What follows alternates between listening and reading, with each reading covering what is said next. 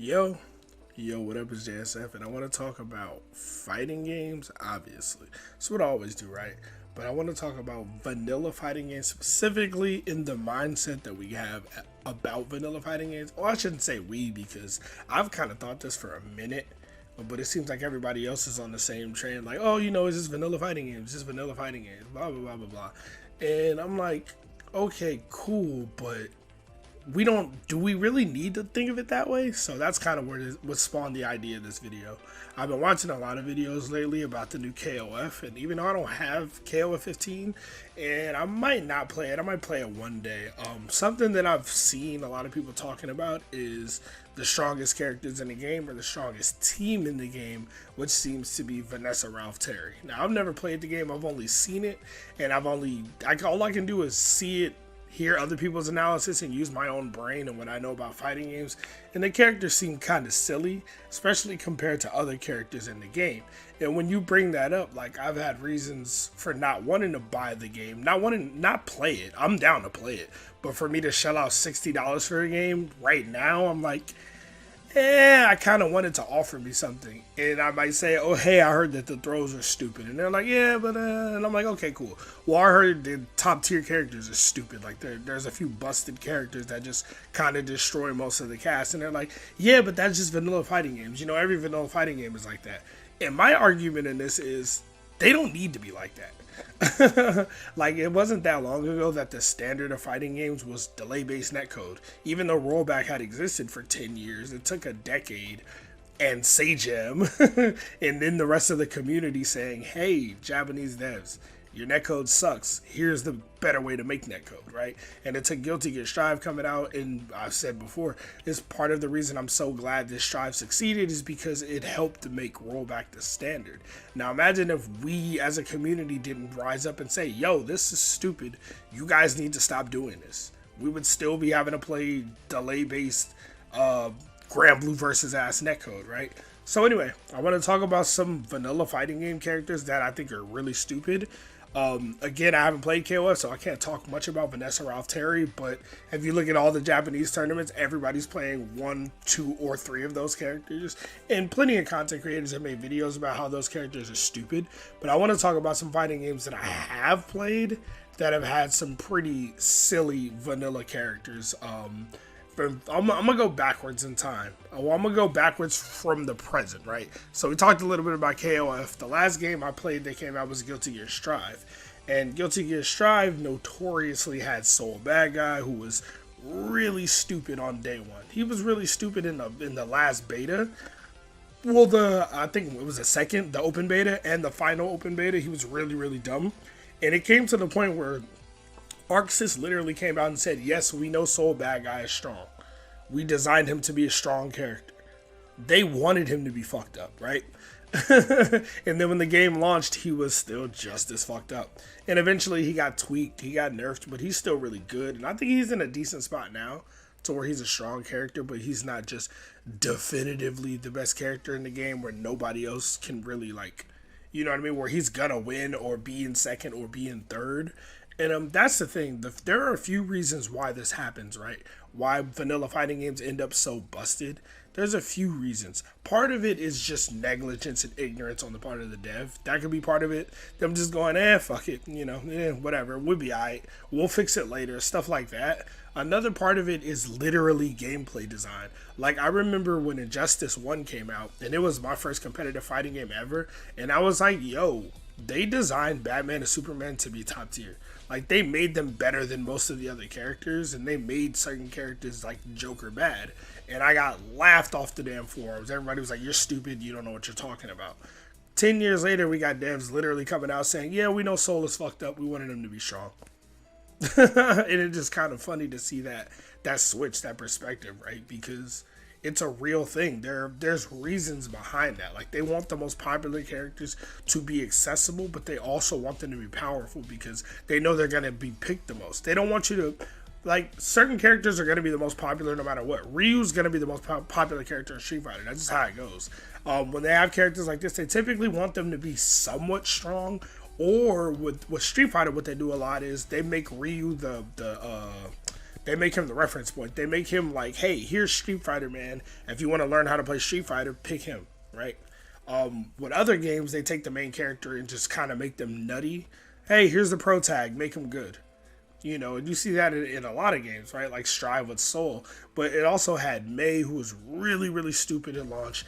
Leo, who's really stupid, but kind of flew under the radar because of other characters. People were afraid of Ramlethal and stuff like that. Nago was good at launch, but he wasn't as silly until they made it so his blood meter basically never fills up now unless he wants it to. So that was really stupid. Anyway, the next game I want to talk about is a game I do know how to play. So I might give y'all a little hands-on with this one. And this one is MK11. The vanilla version of this game, there were a couple of characters that were top tier. Well, there were a few characters that were top tier. But one major one was Jackie. And I remember first round KO Jackie. People don't really play this variation anymore because you don't have to. But this variation of the character was silly because not only did she have the 9-frame mid that all the best characters had for the most part, almost every single top tier had a 9-frame mid. So basically that meant people couldn't mash on you. You got to pressure harder than most characters. She also had her feints, so she could fake the second hit or third hit of a few strings. So, like, in other words, basically pressure you forever and fake you out doing that. She also got really good damage. I don't know how to play Jackie to save my life. But here's a basic combo off a 9-frame mid, 31%. She had this clinch move, which was not only a combo ender, but you could side switch with it if you just wanted to side switch. It also had a crush and blow attachment if you landed all the different follow-ups of it. If you landed them all, you got a KB for even more damage. You know what I mean? She had that. She had a counter or punish crushing blow because every top tier character had that. Popped up for more combo damage. She had so the thing about this game is typically in Mortal Kombat, characters have moves like this where they fly across the screen.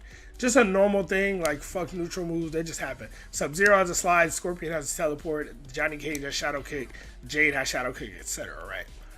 They all have those moves, but the thing about all those moves is they're very unsafe on block. Jackie had dash punch, and it was completely safe on block at launch. Now you could duck it, and it's a high attack. You could duck it if you saw it coming. But if you're ducking, that means she gets to walk you down with her amazing walk speed and get in to pressure you and mix you up, which was, not what you wanted to do. Oh, by the way, if she did this at max range, it also had a KB attached to it. So, yeah, she had basically everything. She had good damage. People would say, oh, her weakness is she doesn't have a projectile. She, zoning gets to her, blah, blah, blah. But she had amazing walk speed. And if you didn't respect this is not reactable. You cannot react to this move and duck it on reaction. That's not humanly possible. Anybody who tells you they're reacting to it is a liar. I'm gonna just put that out there. So you had to respect this move and duck, and when you duck, you can't move, right? So if you're gonna duck, if you're gonna duck, cool.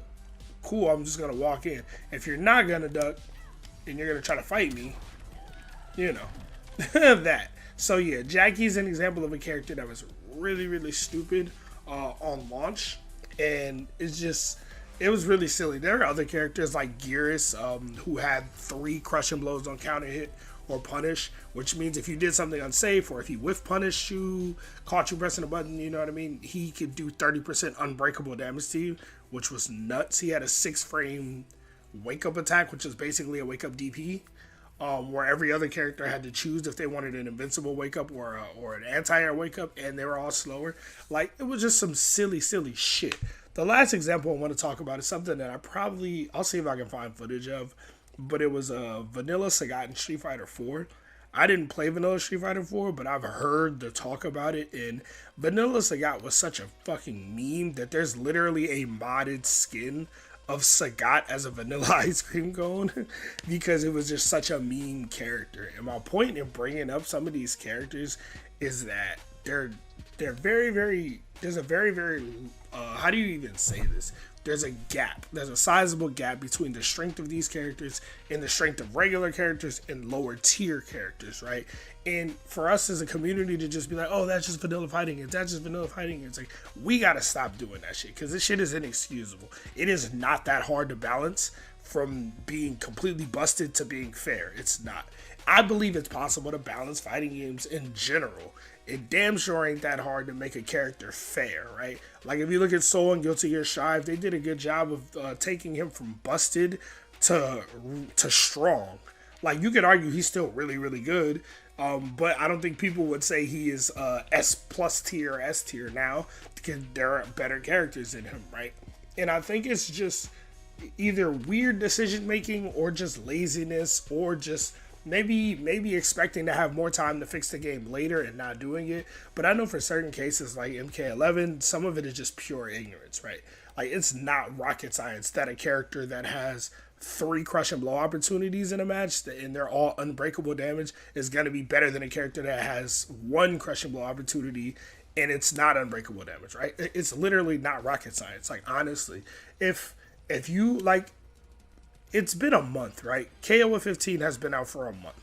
And people have already figured out, oh, these 3 characters are probably the best team in the game. These characters are top tier.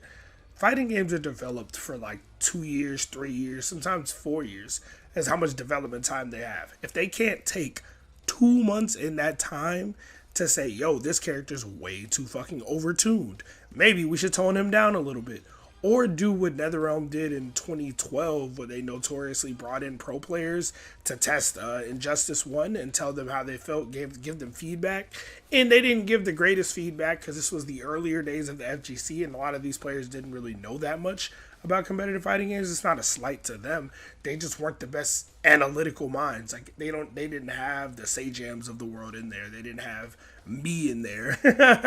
And I'm not saying I wanted to be in there. I'm just being funny. But I'm saying that to say, like, you can just sit down before your game goes gold and say, okay, let's look at the game, let's play the game, put time into it before we release this shit. Let's make sure that there isn't a character that's super overtuned. Let's make sure the game isn't super overtuned. Like with Guilty Gear Strive, everybody, when we first played the betas, we were like, yo, the damage is stupid. The damage is way too high. You get hit once and you're dead. And the dev's response was, the damage is, we hear that you guys saying the damage is too high in Guilty Gear Strive. We understand that, but we chose to make the damage really high in this game. And that's one of the biggest knocks on the game to this day. I don't think Strive's a terrible game. I think they made some wonky decisions, like overtuning the fucking damage. Like May being able to to have a practical TOD combo against any character in the game is, in a 1v1 game, that's nonsense. I think Nago can do the same thing, right? Leo being able to just mix you repeatedly over and over and literally make you guess and put you in a blender, it's stupid. It's just dumb. Like, some of that shit just needs to go. Like, it makes for a bad game and a bad experience. And I think we as a community need to call out the devs. Like, the way we got rollback netcode was by calling out the devs. So I think it's about time we call out the devs for making vanilla fighting games stupid, right? So let me know what y'all think. Do y'all agree? Do y'all disagree? Do y'all think I just complain too much? Should I just be happy to be here? Happy that we have a game to play?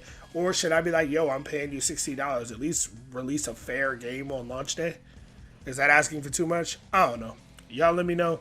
I'm going to go ahead and get up out of here. Hopefully I get this up at noon. This video. I'm out, man. Peace.